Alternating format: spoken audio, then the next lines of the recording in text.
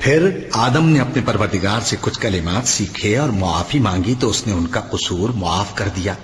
بے شک وہ معاف کرنے والا ہے، بڑا مہربان ہے۔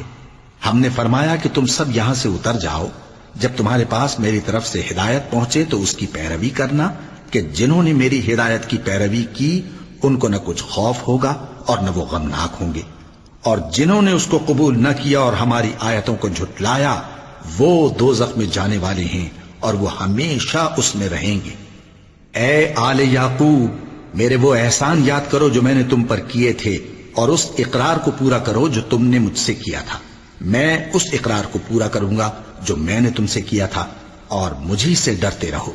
اور جو کتاب میں نے اپنے رسول محمد صلی اللہ علیہ وآلہ وسلم پر نازل کی ہے، جو تمہاری کتاب یعنی تورات کو سچا کہتی ہے، اس پر ایمان لاؤ اور اس سے منکر اول نہ بنو،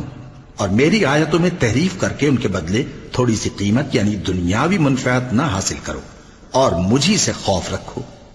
اور حق کو باطل کے ساتھ نہ ملاؤ، اور سچی بات کو جان بوجھ کر نہ چھپاؤ، اور نماز پڑھا کرو اور زکوٰۃ دیا کرو، اور اللہ کے آگے جھکنے والوں کے ساتھ جھکا کرو۔